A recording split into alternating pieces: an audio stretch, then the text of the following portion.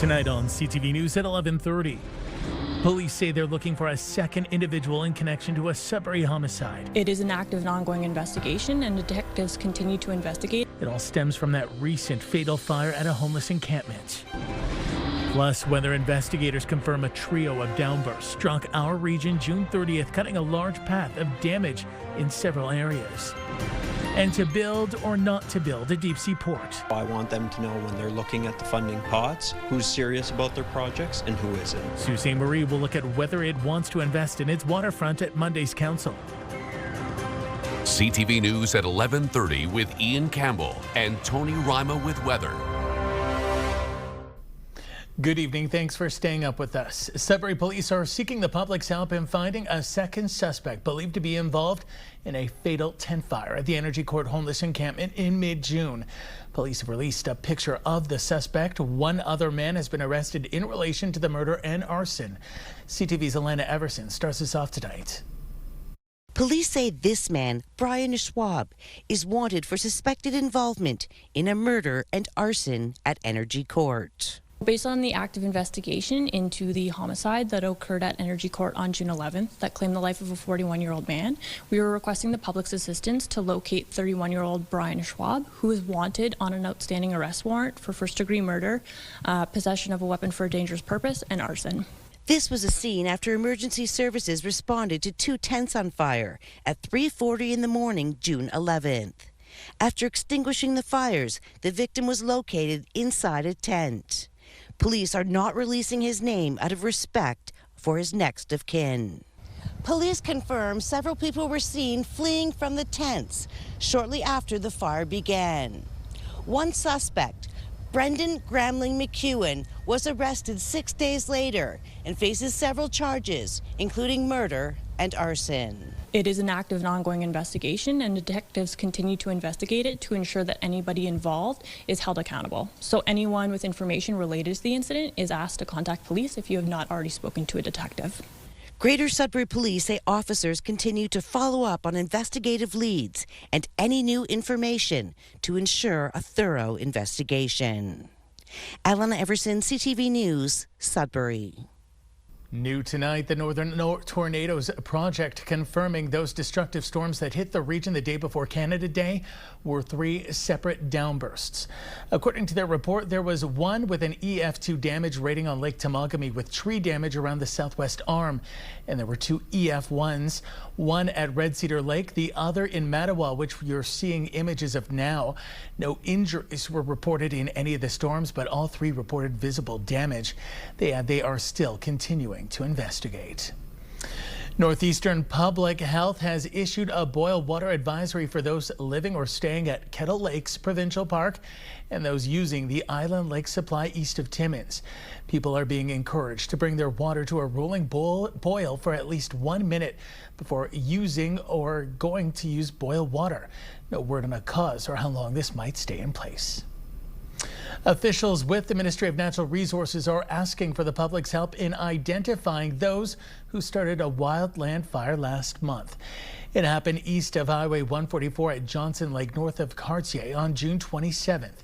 Conservation officers were alerted to a wildland fire that had originated from a campfire that had not been fully extinguished. The MNR says firefighters were able to quickly extinguish the fire before it spread out of control. Anyone with information is asked to call the TIPS line or Crime Stoppers. The OPP is launching a new crackdown on the highways this weekend, trying to prevent collisions that involve transport trucks. And it's going to focus on everyone behind the wheel. The leading common collision factors is following too close and unsafe lane changes. And that is absolutely preventable. We just need drivers to do their part. But again, we also understand the frustration with commercial drivers when cars keep cutting in front of them, taking away that following distance, particularly in stop and go heavy traffic. So it really is a shared responsibility. And we see of these collisions, about half of the times, the fault is either on the truck driver or on the transport or on the other vehicle. So it's about a 50-50 mix of at-fault drivers. So it really is a responsibility of everybody on the roads. Police say they'll be watching extra closely this weekend for things like unsafe lane changes, following too closely, speeding, impaired driving, and other reckless behavior. The OPP say more than 8,800 collisions last year involved commercial vehicles, resulting in 95 deaths. The week-long campaign begins on Sunday. A shelter-in-place order on Manitoulin Island has come to an end. Reports of an armed suspect on Hall Street prompted police to declare a shelter-in-place order in Shiggang on the island this morning. No details have been released. It's unclear if anyone has been arrested or charges have been laid. Sault Ste. Marie's municipal landfill has just over 2 years left on its lifespan, and Monday, council will prepare for its expansion. In March, City Council voted against privatizing its aging landfill, but they didn't decide on what to do with the facility. The total price tag was estimated to cost roughly $95 million, with just under $40 million towards expanding the landfill. The remaining $56 million would cover a biosolid and source-separated organics facility. The city currently has $16 million set aside to cover some of the costs. We've been mandated by the provincial government to do organic curbside pickup. We've been mandated to create biosolids waste facility, and so all of that is adding to our municipal tax pressures. And so we want to see how other municipalities are coping with it and paying for it, and because otherwise it's all going to end up as a mandated service that's going to end up in the budget. I think it affects everybody, so everyone should be in favor of this. The only hold back all the time is who's going to pay for it. We could all help pay for it by reducing our consumption in the first place.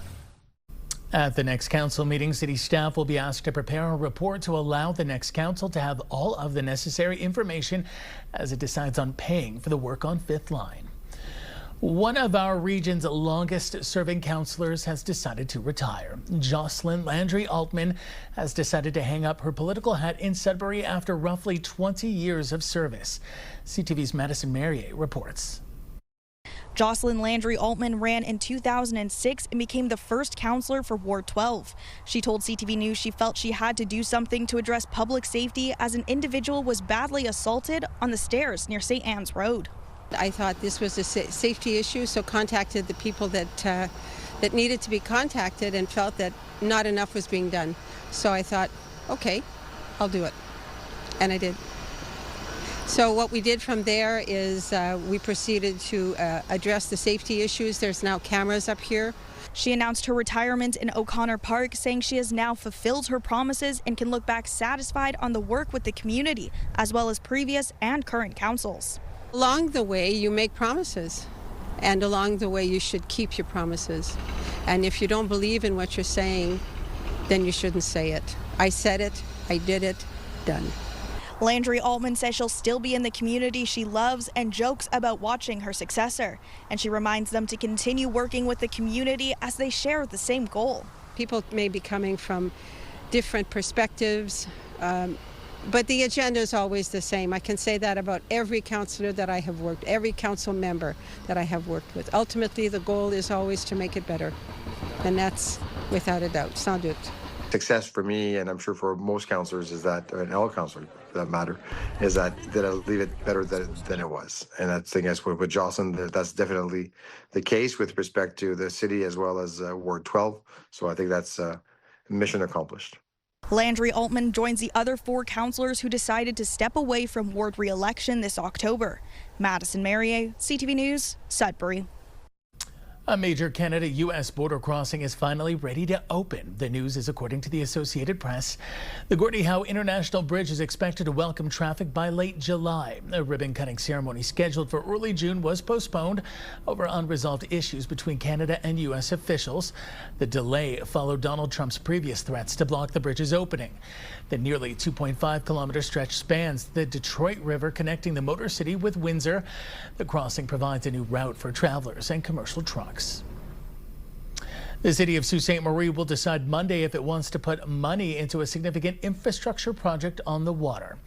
The latest endeavor to bring a deep-sea port to the shores of the St. Mary's River has been of major importance to Sault Ste. Marie's mayor. It's been in discussion for decades, but recently has been pushed to the forefront given the current climate, like significant job losses from Algoma Steel and nation-building projects by the federal government. The city has put in applications to the federal and provincial government for the funding on the $250 million project. I want them to know when they're looking at the funding pots who's serious about their projects and who isn't. And that's why I've proposed that we put up to $50 million, and that could be done in any number of ways. There's tax increment grants that could be done. There's grants directly from the Economic Development Fund.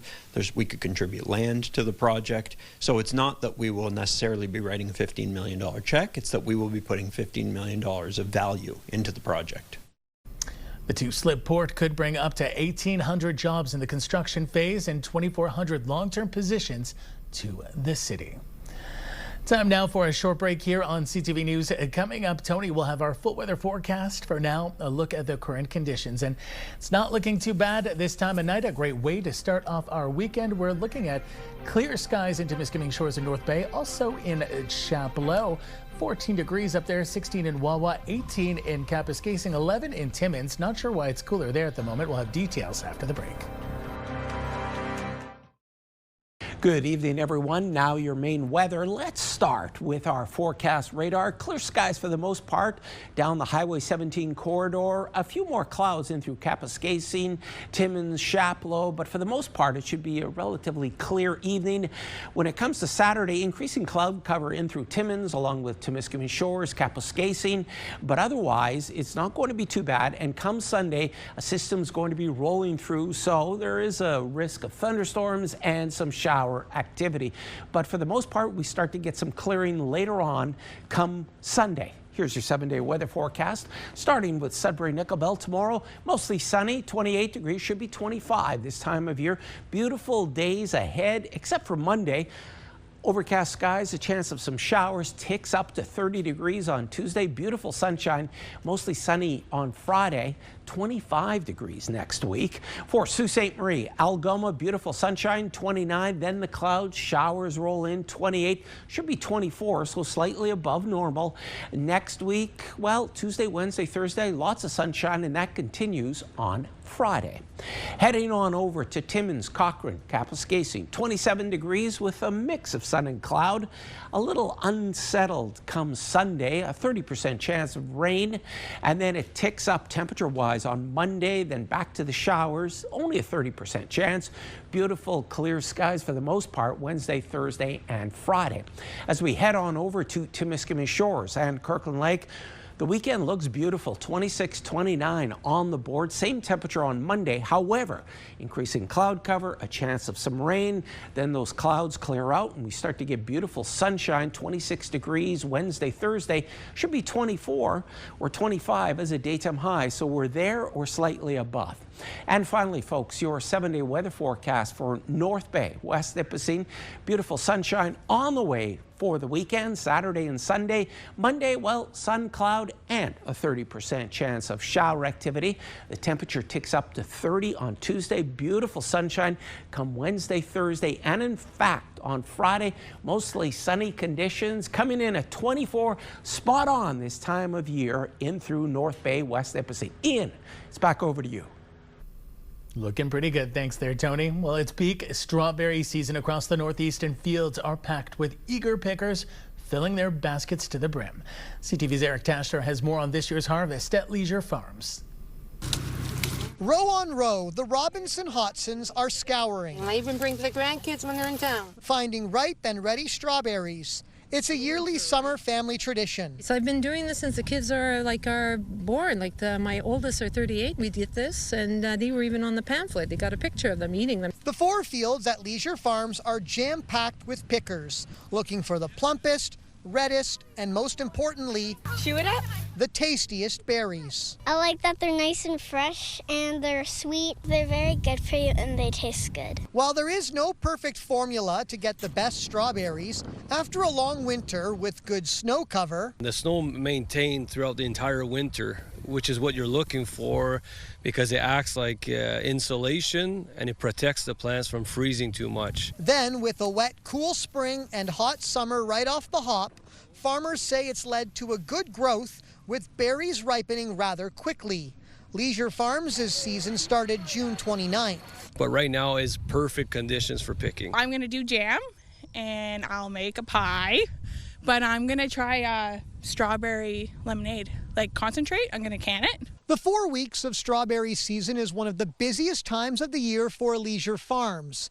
With raspberry season starting right after, customers don't mind having to come from near or far for the freshest berries around. I do also come back for the raspberries, and I do raspberry jam, jellies. Meaning this tasty commodity might be the perfect ingredient for a sweet summer treat. Probably gonna make pie, maybe shortcake, strawberry shortcake, ice cream. But you'll have to get them before they're all gone.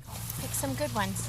Eric Tashner, CTV News, Sturgeon Falls. Canada's longest continuously running outdoor music festival is taking over Sudbury this weekend. The Northern Lights Festival Boreal features dozens of artists, interactive workshops, and activities for the entire family. CTV's Amanda Hicks reports. Crews are putting the final touches on the 54th annual Northern Lights Festival Boreal. By the time the weekend wraps up, organizers estimate between 9,000 and 11,000 music lovers will filter through Bell Park. We have a fantastic lineup. We have great workshops. Volunteers have come out in droves to support the festival and be here, and yeah, so everything's shaping up to be a fantastic festival. History is being made this year with an all-female headlining roster. Organizers say it's just one piece of an incredibly diverse lineup with 35 artists from a wide range of backgrounds. We have 20% Francophone, 20% Indigenous. We have African American performers. We have LGBTQ+. We're always trying to catch artists that are just breaking through. So trying to book them and then they start getting recognized from that point is very exciting, because we really want to support emerging acts, but we also want to introduce your new favorite bands. While names like Dan Mangan, Fox Warren, and Logan Stats will draw big crowds, the festival is also a launch pad for unexpected sounds. One of those bands is the Montreal-based art pop trio by Perula. This is their first time playing the festival, where they'll perform tracks from their new album, Something Out of Nothing. I think it resonates because we have fun. We are friends, we're family, we have fun on stage, we love what we do, so I think this is like when it resonates with people in front of you, they are dancing, they are having fun, that's the best way. Beyond the music, this year's festival is expanding its footprint with new workshops and a petting zoo. Organizers say there is a daily offering of a pay-what-you-can option from 11 a.m. to 5 p.m. to encourage a crowd. The Northern Lights Festival Boreal runs until Sunday. Amanda Hicks, CTV News, Sudbury. Health officials are monitoring for a parasite which has appeared in Michigan but has yet to make its way north of the border. U.S. officials say the parasite has impacted more than 1,200 people, leaving them with severe diarrhea. They've not determined an exact cause, but suspect it might have come from contaminated food. Health officials are urging people to make sure they wash all fruits and vegetables thoroughly. As a U.S. senator attempts to get Canada to reconsider its American booze boycott, Ontario winemakers say the move made last year at the height of the trade war has helped spike demand for their products. CTV's Siobhan Morris reports. It's been 16 months since California wine and other American-made booze was boxed up at the LCBO. A hit back against tariffs. How are you? A game changer for Ontario winemakers. This vineyard in Jordan on the Niagara Escarpment has seen sales in the LCBO shoot up 600%. Every dollar that's been spent on an Ontario wine and on a Westcott wine has gone right back into the province of Ontario. The spike in demand so steep, Westcott's planning an expansion and has planted more vines. We are leaning into this and expect our business to continue to grow, whether those products come back or not. There's new pressure from American lawmakers this week to return U.S. alcohol to Canadian shelves. From New York Congresswoman Claudia Tenney, accusing Canada of unfair trade practices. And California Senator Adam Schiff, he says the bans are creating devastating harm. In a World Series wager last fall, California's governor appealed right to the premier. I think you can put it on the liquor store shelves. I don't think so, buddy. Talk to your friend in the Oval Office. An advocacy group for California wineries says U.S. exports to Canada have plummeted, down 78%. A former trade advisor to Prime Minister Harper says unwinding the ban is tricky. I think it's unfortunate that provincial premiers are taking action that impacts our entire country on behalf of their provinces, and it's my view that they're overstepping their jurisdiction. Doug Ford has been unwilling to budge. I just want to get this deal done, and then we'll put that booze back on the shelves. At Westcott, Hearst doesn't see wine drinkers rushing to uncork a California Red. The relationship between Canada and the U.S. has changed, and I just don't think that we're going back to business as usual. Siobhan Morris, CTV News. There's more to come tonight on CTV News. For now, let's go to a live shot of Algonquin Boulevard tonight in Timmins, downtown. Looking good this Friday evening. A shot courtesy of the city of Timmins. This angle from atop their city hall. Coming up after the break, we'll tell you more about a big donation for the Timmins Hospital. Stay with us. You're watching CTV Northern Ontario.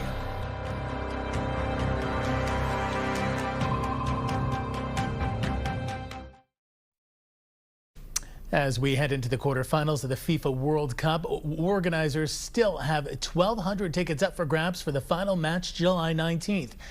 The World Cup final will be held at New York, New Jersey Stadium in East Rutherford, New Jersey. With just over a week before the showdown, the remaining Category 2 tickets are priced at more than $7,300 each. FIFA is also selling a few Category 1 tickets in the lower deck. Those prices range from nearly $20,000 to more than $32,000. FIFA fever hits North Bay tomorrow as part of World Cup festivities across the country. Canada celebrates the FIFA World Cup 2026 beginning at 3 p.m., co-hosted by Canadore College and Nipissing University. Tourism North Bay says it's free, family-friendly, and a public one-day official fan experience. Programming includes activities, photo opportunities, a beer garden, and soccer challenges. Viewing of the semi-final games are set for 3 and 9 p.m. so fans can take part in the big screen action. The Greater Sudbury community of Lively is ready for some fun and celebration this weekend. It's Lively's 75th anniversary. A number of free celebrations are going on throughout the community. The community of Lively formed in 1951 as a community for Creighton miners before it eventually joined Walden in 1973 and amalgamated into the city of Greater Sudbury in 2001. Activities throughout the weekend include something for all ages, and of course the town's history will be on full display. Lively's a really tight-knit community, and it's something that's been around for, again, 75 years now, and it's a big milestone, so we want to really celebrate it and have everybody come together and kind of explore that history together. A lot of people I've talked to around town, we're expecting anywhere from 500,000 people. Some people say even 1,500 to 2,000 with all the different events, not just at one event. That's through 2 days of different events, it'll be quite a few people. This celebration runs until July 12th, and organizers say people are welcome for a weekend of live music, local heritage, and a whole town of celebration, including a parade and a classic car show. Happy birthday, Lively. A $350,000 donation has been made to the Timmins and District Hospital Foundation. Lakeshore Gold with Pan American Silver is behind the gift to support the foundation's Reimagining Healthcare campaign. The $30 million campaign covers everything from the hospital's new emergency department to funding for priority medical equipment. Campaign Director Dave McLaughlin says community support is critical to the project's success. The reality of hospitals anywhere is that we have to rely on both government support and donor support as well. So in terms of our hospital, out of the $30 million, we are responsible for $20 million for the new emergency department redevelopment, and the remaining 10 will go towards equipment hospital-wide, specifically MRI, CT scan, and nuclear medicine. The foundation hopes to complete its $30 million campaign by the end of next year. Finally tonight, an unusual world record that was set today in the heart of London, England. And we can confirm that you achieved 22,141. Wow. Congratulations. Yeah. You are officially amazing. Brownies, we did it, Brownies. We did it. That was American music star Pitbull, who was on hand as a sea of fans broke a world record for the largest gathering of people wearing bald caps. The bald cap trend has become a growing phenomenon at Pitbull concerts, with fans calling themselves the Baldies. Some people need bald caps, some people got the real thing. That takes us to the end of our newscast this Friday night. For the latest news anytime, remember you can head to our website, ctvnewsnorthernontario.ca. Don't forget we're on YouTube now. Once you're there, click subscribe to CTV News and save our local playlist. Thanks for watching. We hope you have a wonderful weekend, and we'll see you Monday. Good night.